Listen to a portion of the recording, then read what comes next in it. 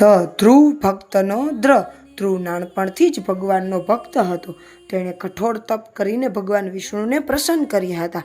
દ્રઢ નિશ્ચયી ભક્તિ અને ધૈર્યથી તેઓ અજય સ્થાન મેળવ્યું. નારદ મુનિ ભગવાનના પરમ ભક્ત અને દેવર્ષિ હતા. તેઓ વીણા વગાડી નારાયણ નારાયણ કહેતા જગતમાં ભક્તિ ફેલાવી.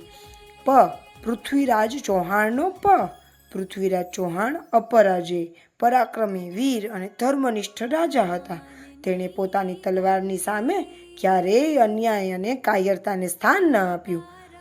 ફતેહસિંહ રાઠોડનો ફતેહસિંહ રાઠોડ મારવાડના પરાક્રમી શાસક હતા.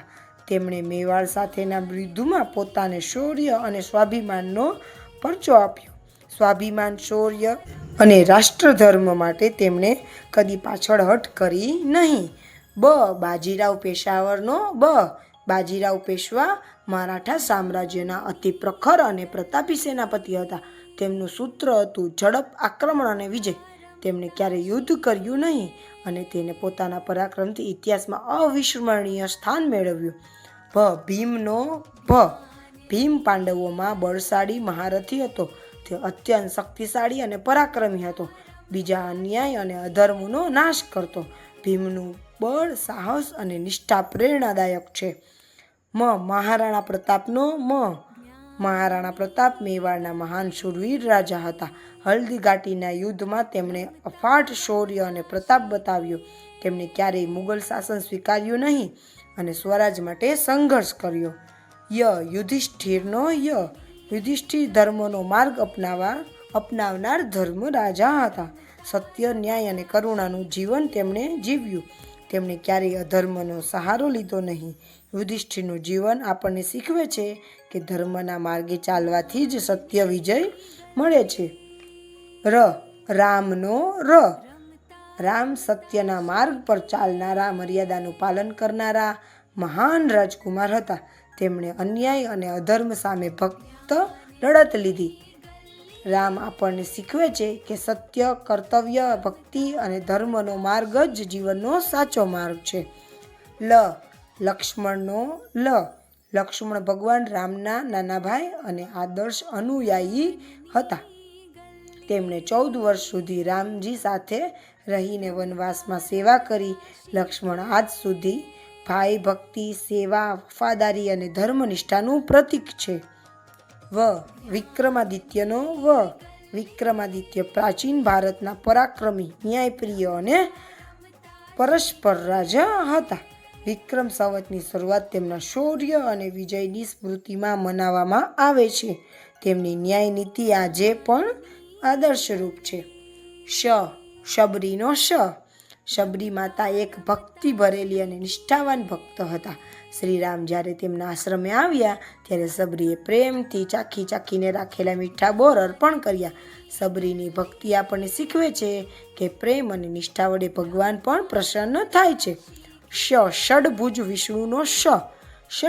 વિષ્ણુના 6 હાથ છે, જેથી તેમને ષડભુજ કહેવામાં આવે છે. તેમના હાથમાં સુદર્શન ચક્ર, શંખ, ગદા, પક્ષા અને ધનુષ અને અભય મુદ્રા શોભે છે. આપણા જીવનમાં સત્ય, કરુણા, શાંતિ, સેવા જાળવી રાખીએ એ જ વિષ્ણુ પ્રેમ છે. સત્યવાદી હરિશ્ચંદ્ર સત્યના અડગ પાલના માટે જગતમાં અત્યાધિક રીતે પ્રસિદ્ધ થયા. રાજ્ય, વૈભવ અને સુખ છોડીને પણ તેમણે સત્યનો માર્ગ કદી છોડ્યો નહીં. હનુમાન ભગવાન શ્રી રામના પરમ ભક્ત હતા. હનુમાન પાસે અદ્ભુત શક્તિ, બુદ્ધિ, વિનય અને ભક્તિનું અદ્વિતીય ઉદાહરણ પૂરું પાડ્યું છે. હનુમાનજી આપણને શીખવે છે કે ભક્તિ, સેવા, સાહસ અને સમર્પણની કોઈ પણ કાર્ય શક્ય છે.